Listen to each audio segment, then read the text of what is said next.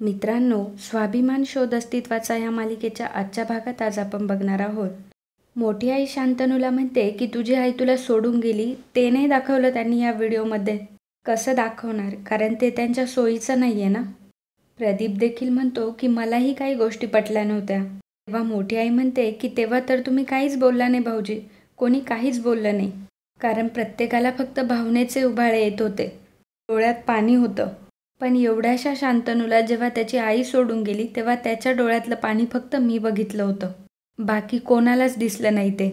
Prabhakar sir म्हणतात की वहिनी तुम्ही पुन्हा पुन्हा तेच बोलताय हो. तेव्हा मोठी आई म्हणती काल पण हाच विषय काढला गेला होता ना, म्हणून मला आज हे बोलावं लागते भाऊजी. शांतनू, काल जे व्हिडिओ बघून तू हळवा झालास ना, ती तुझी आई स्वतःच्या स्वार्थासाठी, करिअरसाठी तुला लहानपणी सोडून गेली होती. हे सगळं बाकीचे विसरू शकतील रे, पण मी नाही विसरू शकत. कारण त्यावेळी माझ्या लहान शांतनूची मी आई झाले. त्यावेळी त्या धक्क्यातून तुला कसं सावरलंय हे फक्त माझं मला माहिती आहे, बाकी कुणालाच नाही. तेव्हा आदिती मॅम म्हणतात की वहिनी, त्यावेळी काय झालं होतं आणि काय नाही हा विषय आत्ता नको. सत्य फक्त एवढंच आहे की मी शांतनूची आई आहे आणि माझं त्याच्यावर खूप प्रेम आहे. मोठी आई म्हणते की असेलही, पण तू जेव्हा लहानपणी याला सोडून गेलीस ना, तुझ्या वाटणीचं सगळं प्रेम, सगळी माया मी शांतनूला दिली आहे. हे कधी विसरू नकोस. शांतनू, तुझ्या आईचा तुझ्यावर जीव होताच. तिच्याशिवाय तुला करमायचं नाही हे देखील मला माहिती आहे. छान छान गोष्टींचे नेहमी फोटोज, व्हिडिओ काढलेच जातात. पण एकदा तू शाळेतून आला आणि तापाने फणफणला होता, तेव्हा रात्रभर मी तुझ्या उशाशी बसून होते. हे प्रेम नाही आहे का? अरे, ही तुझी आई जेव्हा तुला सोडून गेली ना, तेव्हा तुझी नजर तिला शोधत भिरभिरत असायची आणि एवढासा शांतनू फक्त दरवाजाकडे बघत असायचा. तेव्हा मी तुला समजवलं होतं. कसं तरी मन रमवून तुझं मन थाऱ्यावर आणलं. मोठे काका म्हणतात की सुपर्णा, तुझे कष्ट, तुझे प्रयत्न मी बघितलेत आणि अजूनही ते मला आठवत आहेत. तू कशा परिस्थितीत शांतनूला सावरलंयस हे अजूनही आठवत आहे मला सुपर्णा. पण आता इथे फोटो आणि व्हिडिओज दाखवून जर प्रेम सिद्ध होणार असेल, मग सगळंच कठीण आहे रे शांतनू. मोठी आई म्हणते की माझं प्रेम सिद्ध करण्यासाठी मला फोटो आणि व्हिडिओची गरज नाही आहे. मी अडाणी आहे रे बाबा, या दोघांइतकी शिकलेली नाही आहे. पण माझं शांतनूवरचं प्रेम खरं आहे आणि ते कायम खरंच राहील. आदिती म्हणते की शांतनूवरचं माझं प्रेम कसं खोटं होतं हेच तुम्ही सांगत आलाय त्याला.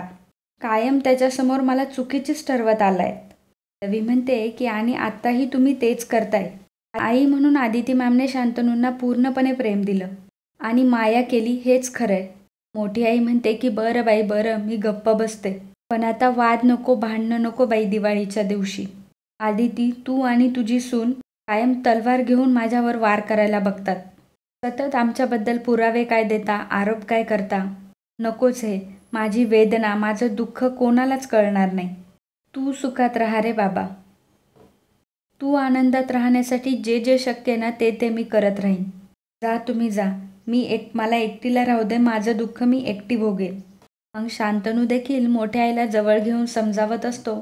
शांतनू म्हणतो की मोठी आई, तू मला सांभाळलंस, मोठं केलंस, हे मी नाकारत नाही आहे.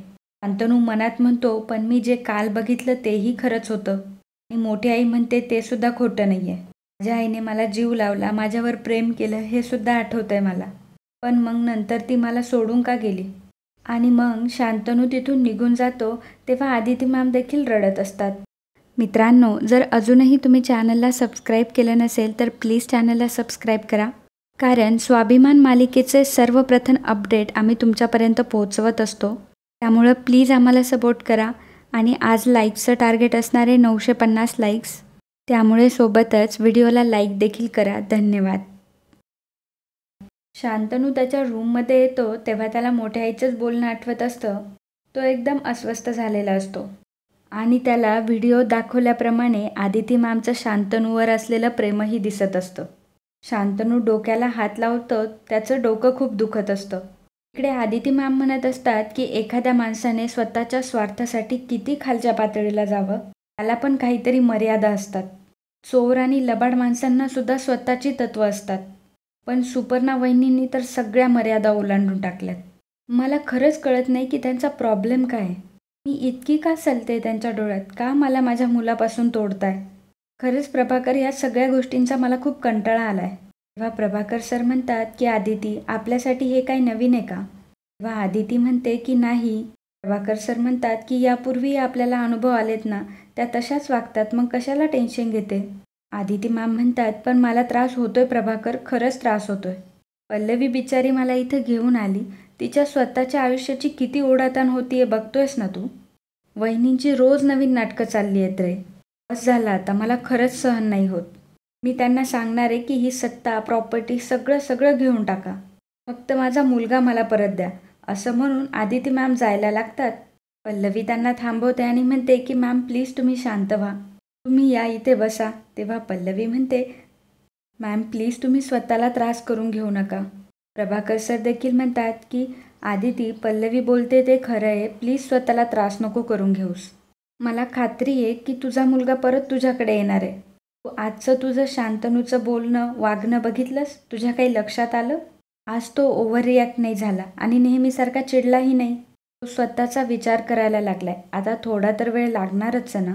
हळूहळू सगळ्या गोष्टी व्यवस्थित होतील. त्या व्हिडिओचा त्याच्यावर परिणाम झालाय, मला तरी जाणवतंय. तेव्हा पल्लवी म्हणते की बरोबर आहे बाबा तुमचं. मॅम अहो, मोठ्या आईनी एवढे वर्ष जे विष पेरलंय त्याचा प्रभाव कमी होण्यासाठी थोडा वेळ तरी द्यावा लागेल ना आपल्याला. शांतपणे पण सतत प्रयत्न करत राहावे लागतील. आपण हारतोय असं वाटेल, खचून जायला वाटेल, पण आपण खचतोय असं नाही. थांबायचं नाही आणि थकायचंही नाही. छोटीशी मुंगीसुद्धा हत्तीला टक्कर देऊ शकते. हे सगळं तर तुम्हीच मला शिकवलंयत ना मॅम. मग आपणही अशीच चिकाटी ठेवायला हवी. छोटेपणाचा हा काळोख लवकरच दूर होणार आहे आणि लख्ख पसरणार आहे. तुमचा मुलगा लवकरच तुम्हाला प्रेमानं मिठी मारणार आहे. तुमच्यातलं अंतर आता दूर होणार आहे, विश्वास आहे माझा. दिती मॅम म्हणतात की तुझा हा विश्वास आणि लढण्याची जी जिद्द आहे ना, ती मला कधी कधी थक्क करून टाकते. तू स्वतः पण प्रयत्न सोडत नाही आणि दुसऱ्यालाही सोडू देत नाही. तुला माहिती आहे, मी तुझी गुरु असले तरी कित्येकदा प्रेरणा मला तुझ्याकडूनच मिळते. इतकी संकट आली तरी इथे राहावंसं वाटतंय. आपल्या संसारासाठी, आपल्या माणसासाठी जगावंसं वाटतंय, फक्त तुझ्यामुळे. तुला माहिती आहे ना पल्लवी, या गोष्टींपासून मी कितीतरी लांब गेले होते. मी इथं परत आले ते फक्त आणि फक्त तुझ्यामुळे. पल्लवी म्हणते की मॅम आता मैदानात उतरलोय ना, आता माघार नाही घ्यायची, जायचं नाही. तेव्हा प्रभाकर सर म्हणतात की आदिती, आपण निघायचं का? उशीर नको व्हायला. तेव्हा पल्लवी विचारते की कुठं निघालात तुम्ही? तेव्हा आदिती मॅम आणि प्रभाकर सर दोघंही एकमेकांकडे बघून हसतात. इकडे मोठे काका मोठ्या आईला धरून रूममध्ये आणतात आणि म्हणतात की शांत हो बरं तू. तेव्हा मोठी आई रडत असते. जेव्हा मोठे काका दरवाजा लावतात तेव्हा दोघंही मोठमोठ्याने हसायला लागतात. मोठे काका म्हणतात की कमाल आहेस तू, काय अभिनय करतेस. त्यासाठी ना तुला एक स्पेशल अवॉर्ड दिला पाहिजे.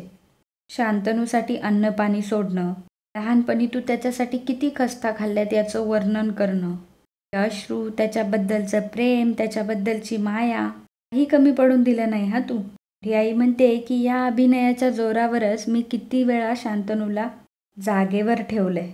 की पल्लवी, आदिती यांनी कितीही खेळ केले ना, तरी पण मी त्यांना जिंकू देणार नाही. मोठे काका म्हणतात की ते तर आहेच, तुला टक्कर देणं एवढं सोपं नाही आहे गं. आता शांतनूला तू एवढी वर्ष असं पिंजऱ्यात बंद करून ठेवलंय, असा सहजासहजी सुटणार आहे का? मोठी आई म्हणते की खरंय, पण हा पिंजऱ्यातला पोपट आता स्वतःची भाषा बोलायला लागलाय. हे विसरून चालणार नाही. तूच माझी आई आहेस, मला दुसरं कोणीतरी माहीत नाही, असं तो यावेळेला म्हणाला नाही आहे. आणि ही गोष्ट खूप काळजी करण्यासारखी आहे. मोठे काका म्हणतात की आज म्हणाला नाही आहे, उद्या नक्कीच म्हणेल. अगं शांतनू, तुझ्या हातचं खेळणं आहे, तू चावी देशील तसा तो चालणार.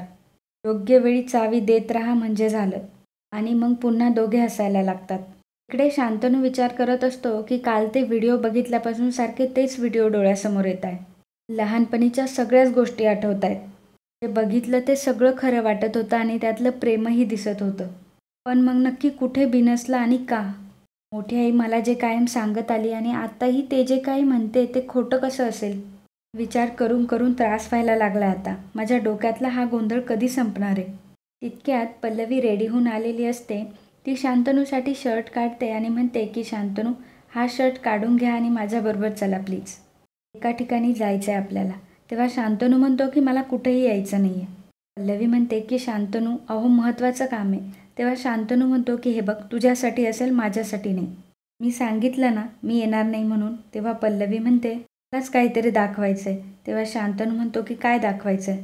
त्या लाडक्या आदिती मॅमबद्दलच असणार आहे, दुसरं काय? पल्लवी म्हणते की माझ्या आदिती मॅमबद्दल नाही आहे, तुमच्या आईबद्दल आहे. शांतनू, आपल्यात पुन्हा वाद नको प्लीज, चला ना. आणि याआधी मी तुमच्याकडे इतका हट्ट केलाय का कधी? आज तसंच काहीतरी महत्त्वाचं कारण असल्याशिवाय मी मागे लागणार आहे का तुमच्या? प्लीज चला ना, मी रिक्वेस्ट करते तुम्हाला. तर इकडे अनाथाश्रमामध्ये मुलं खेळत असतात. मॅडम सांगतात की मुलांनो, गडबड नाही करायची, सगळ्यांनी छान कामं करायचं, दिवाळी आहे की नाही, त्यामुळे एकत्र मिळून मिसळून काम करायचं आणि कामं संपल्यावर मग आपण फराळ करायचं आहे. तेव्हा सगळे मुलं हो हो असं म्हणून ओरडत असतात. एवढ्यातच एक मुलगा आदिती मॅमला आणि प्रभाकर सरांना बघतो आणि मोठ्याने आई आई म्हणून ओरडत येतो. तेव्हा आदिती मॅम देखील त्याला जवळ घेतात आणि म्हणतात की कसा आहेस राजू? राजू म्हणतो की आई तू आलीस, कशी आहेस, तुझीच वाट बघत होतो. आदिती मॅम म्हणतात की आले ना आता तुम्हाला भेटायला. आदिती मॅम सर्वांसाठी खाऊ आणि गिफ्ट्स घेऊन आलेले असतात. सर्व मुलं एक एक करून आदिती मॅमच्या पाया पडतात. राजू म्हणतो की आई, आम्हाला वाटलं की तू आम्हाला विसरलीस, पण तू आम्हाला भेटायला परत आलीस. आदिती मॅम म्हणतात की असं कसं होईल? मला इथे यायला उशीर जरी झाला असला तरी मला तुमच्या सगळ्यांची नावं पाठ आहे. आदिती एक एक करून सर्वांची नावे घेतात आणि म्हणतात की बघितलं की नाही, ओळखलं की नाही मी तुम्हाला सर्वांना? तेव्हा सर्व मुलं हो म्हणतात. आदिती मॅम म्हणतात की आई कितीही कामात असली तरी आईचं लक्ष बाळाकडेच असतं. आणि नेमके तिथं पल्लवी आणि शांतनूही आलेले असतात. ते हे सर्व बघत असतात. कधी कधी काय होतं माहिती आहे का, आई काही कामांसाठी बाहेर गेलेली असते, लांब जावं लागतं, मग ती तुमच्यासाठी वेळ नाही देऊ शकत. पण आई कामासाठी जरी बाहेर गेली तरी तिचं मन कायमच बाळाजवळच असतं. तिला फक्त आपल्या बाळाचीच काळजी असते, हो की नाही? आता नाही ना वाटणार मग तुला असं की आई भेटायला आली नाही, आई विसरून गेली नाही, असं नाही म्हणणार ना आता? तेव्हा राजू रडायला लागतो. तेव्हा आदिती मॅम म्हणतात की असं रडायचं नाही, डोळे पुसा बरं. आदिती मॅम म्हणतात की डोळे पुसा बरं, आणि मी जरी इथे आली नाही तरी तुमच्या अंजली मॅमला मी नेहमी फोन करून विचारत असते की माझी सगळी बाळं कशी आहेत म्हणून. तेव्हा अंजली मॅम म्हणतात की शांतनू सर तुम्ही? तेव्हा आदिती आणि प्रभाकर देखील शांतनू आणि पल्लवीला तिथं आलेलं बघतात. आणि मित्रांनो, आजचा भाग इथेच संपतो. पुढील भागात आपल्याला पाहायला मिळणार आहे, पल्लवी म्हणते तुम्हाला जे आदिती मॅमबद्दल सांगितलं गेले त्या चष्म्यातून तुम्ही आदिती मॅमकडे बघताय. आदिती मॅमचा माणूस म्हणून विचार करायला हवाय, तर आणि तरच तुमची आई तुम्हाला खऱ्या अर्थाने समजेल. मोठी आई म्हणते की जे प्रेम संस्थेच्या मुलांना देता आलं ते स्वतःच्या मुलाला नाही देता आलं. तेव्हा आदिती मॅम म्हणतात की काय झालं वहिनी, तुमची झाली का नाटकं सुरू नवीन? शांतनू म्हणतो की मोठी आई, पुन्हा त्या विषयावर बोलायची मनस्थिती नाही आहे माझी, असं म्हणून शांतनू तिथून निघून जातो. नंतर पल्लवी मोठ्या आईला म्हणते की सत्याची बाजू शांतनूला पटल्याशिवाय राहणार नाही, आणि आता ती सुरुवात झाली आहे मोठी आई.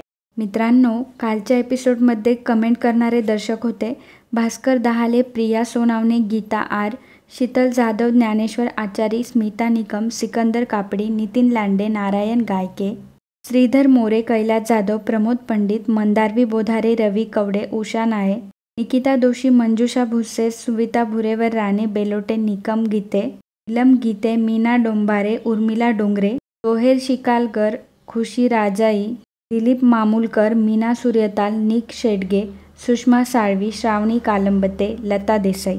मित्रांनो, असेच कमेंट करून आमच्या व्हिडिओला प्रतिसाद द्या आणि स्वाभिमानच्या नवीन अपडेटसाठी आमच्या चॅनलला लगेच सबस्क्राईब करा.